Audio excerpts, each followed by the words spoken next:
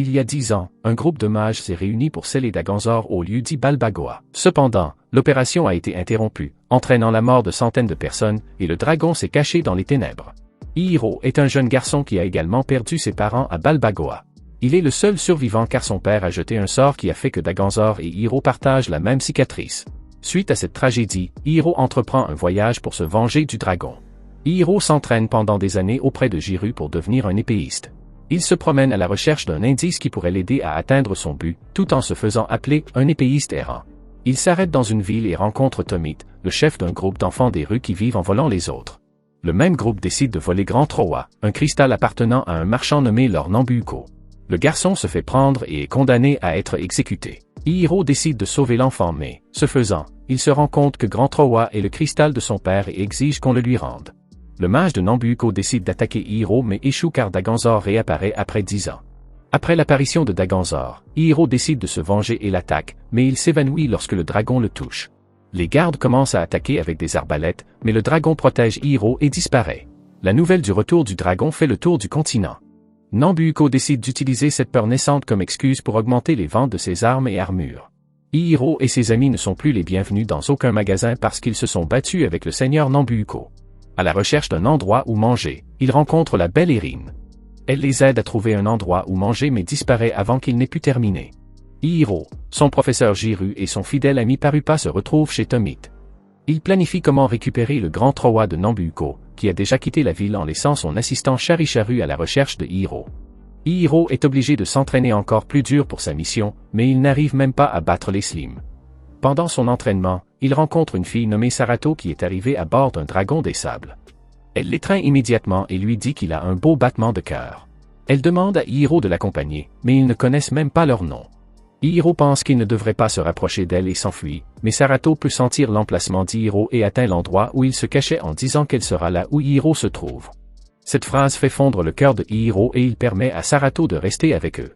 Le lendemain, pendant l'entraînement, Ihiro se fait attaquer par un loup et se blesse en essayant de protéger Sarato, mais celle-ci prétend s'être endormie pendant le combat. Remarquant les blessures de Ihiro, Sarato révèle ses pouvoirs en le soignant.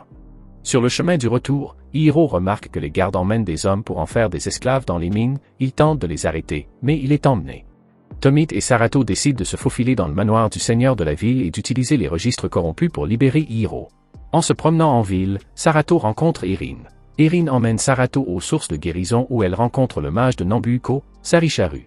Sarato est sur le point de révéler son lien avec Ihiro, mais Erin parvient à garder le secret. Ihiro s'est blessé pendant son entraînement intensif avec Jiru et est amené là aussi, mais il se bat avec un monstre marin. Heureusement, Jiru les sauve. Même après des années d'entraînement, Ihiro n'a pas encore maîtrisé le sabre, et il en connaît à peine les bases. Ihiro annonce à tout le monde qu'il a décidé de partir à la recherche de Nambuko et de récupérer le Grand Trowa. Tomit veut le Grand Trowa pour changer son destin et celui de ses autres amis orphelins, tandis que Sarato ne veut pas quitter Ihiro. Le groupe de Ihiro rencontre Erin qui dit que l'attaque des monstres marins était un plan de Saricharu. Elle demande également à se joindre à eux car elle a la carte pour trouver Nambuko. En chemin, ils sont suivis et attaqués par un oiseau de Nambuko. Ils parviennent à s'échapper et décident de camper dans une forêt pendant la nuit. Tout le monde est contre, car l'oiseau devrait avoir un nid dans la forêt, mais Jiru explique que les arbres leur donnent un avantage sur le terrain. Le lendemain matin, ils quittent la forêt. Lorsqu'ils atteignent un désert, ils sont attaqués par Saricharu et ses golems magiques. Ihiro attaque imprudemment et se fait capturer pendant que Jiru est maîtrisé. Parupa se téléporte avec les autres tandis que Jiru et Ihiro restent en arrière pour se battre. Ihiro devient furieux, ses yeux deviennent rouges et son corps se remplit d'une énorme quantité de puissance qui tue tous les soldats autour de lui et fait fuir Saricharu. Ihiro ne comprend pas, mais il sent la présence du dragon. Lorsque le reste du groupe revient, il trouve Jiru blessé et Ihiro inconscient, tandis que tous les soldats gisent morts autour de lui. Après les avoir soignés, ils décident de poursuivre leur voyage et trouvent sur leur chemin Nambuko qui combinait les âmes d'humains innocents avec des monstres pour créer des créatures encore plus étranges. L'objectif de Nambuko est de gagner de l'argent en répandant des rumeurs selon lesquelles l'un des royaumes a capturé Daganzor afin d'acheter davantage d'armes et d'armures pour se protéger. Ihiro fait appel à ses expériences diaboliques, mais Nambuko ne prend pas son avertissement au sérieux et l'arrête pour l'interroger sur sa relation avec le dragon. Ihiro y rencontre le docteur Baharopa qui l'interroge sur Sarato et lui révèle que le cœur dans la poitrine de Ihiro n'est pas le sien. Il conseille à Ihiro de rencontrer un certain Théo, puis le téléporte à l'endroit où se trouvaient Sarato et les autres. Ihiro raconte tout ce qu'a dit le docteur Baharopa, ce qui pousse Jiru à émettre une hypothèse. il est possible que le cœur de Hiro ait été échangé avec le dragon lors de la tragédie de Balbagoa. C'est la raison pour laquelle le dragon protège Hiro et que Hiro reçoit une soudaine dose de pouvoir diabolique en lui. Pour tuer le dragon, il doit percer le cœur qui bat dans sa propre poitrine. Il décide d'utiliser le grand Trowa pour échanger son cœur et résoudre cette tragédie. En chemin, il s'arrête dans un petit village détruit, ce qui renvoie Jiru à ses souvenirs d'enfance. Son père était un ogre qui avait épousé une humaine. Les parents de Jiru ont été punis à mort lorsque les chasseurs d'ogres ont attaqué le village, laissant Jiru orphelin.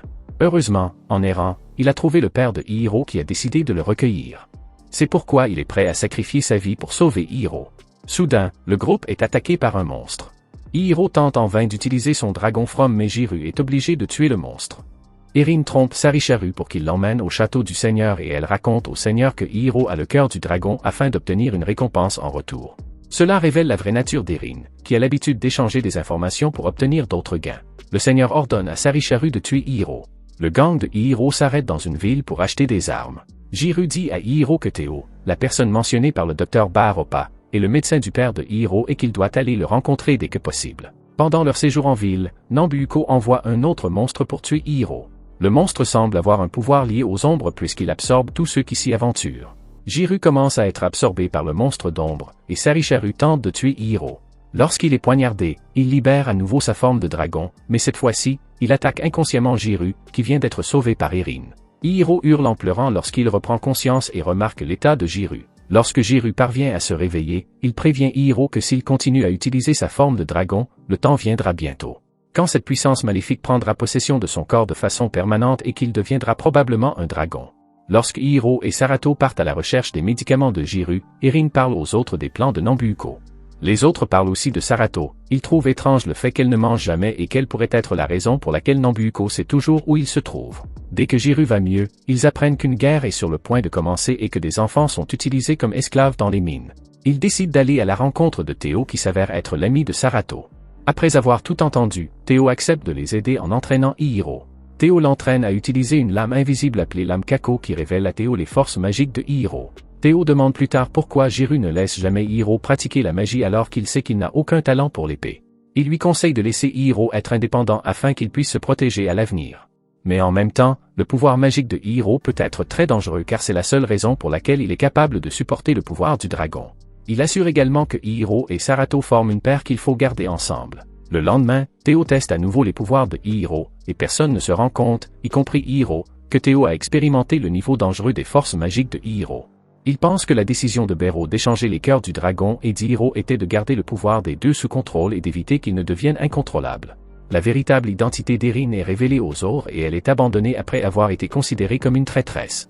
La suite du voyage passe par un désert où ils sont séparés par deux après une tempête de sable. Les autres s'unissent à l'oasis mais Hiro est emmené par Saricharu qui a fusionné avec son animal de compagnie car Sarato n'a pas pu l'arrêter. Lorsque Hiro rencontre Nambuko, il raconte à Hiro que c'est lui qui a interrompu le scellement de Daganzor en lançant une flèche sur son père. Il aime la destruction et le chaos.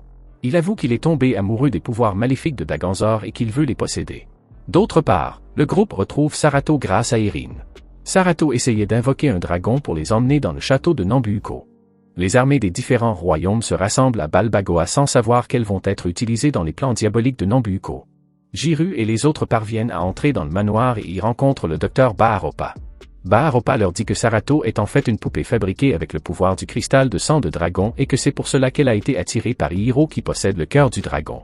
Baharopa dit à Sarato de s'enfuir sinon elle sera utilisée par le Seigneur mais elle choisit de rester auprès de Hiro. Saricharu téléporte Nambuko, Hiro et Sarato à Balbagoa tandis que les autres restent coincés dans le manoir. Saricharu révèle le plan de Nambuko qui consiste à combiner le pouvoir des armées et de toutes les personnes capturées dans le manoir pour s'unir à Daganzor et devenir lui-même un monstre destructeur.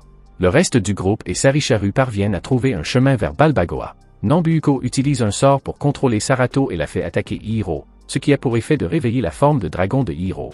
Nambuko ordonne à Sarato de tuer Hiro, mais avant qu'elle ne le fasse, Daganzor apparaît. Nambuko commence à exécuter son plan d'utiliser le grand Trowa, qui pilote un appareil combinant l'âme du dragon et de Nambuko, faisant de lui une bête puissante. Le docteur et les autres tentent d'arrêter le flux d'énergie en retirant le grand Trowa de l'appareil, mais il est trop tard. Hiro et Sarato reprennent leurs esprits. Mais avant qu'ils ne puissent parler, Nambuko attaque et tue Sarato, ce qui fait fondre Hiro en larmes. En réaction, Hiro utilise son épée combinée à la magie pour attaquer Nambuko. Ce dernier réussit à séparer l'âme du dragon et à lui redonner sa forme originelle. Nambuko finit par mourir mais le dragon est toujours en vie. Hiro comprend que le seul moyen de tuer le dragon est de se tuer lui-même, mais au dernier moment, il change de plan et utilise le grand Trowa et l'épée Kako pour percer la poitrine du dragon, révélant ainsi son véritable cœur. Cependant, au lieu de remettre son cœur en lui, il le place dans Sarato, la ramenant à la vie et mettant fin à l'existence de Daganzor. Le grand Trowa était en fait un trésor scellé qui se brise une fois sa mission accomplie. Les armées se replient et la paix s'installe sur le continent. Les vies d'Hiro et de Sarato se rejoignent car le cœur d'Hiro appartient désormais à Sarato. Si vous avez aimé la vidéo, abonnez-vous, laissez un like et un commentaire pour aider la chaîne à grandir. Merci d'avoir regardé cette vidéo.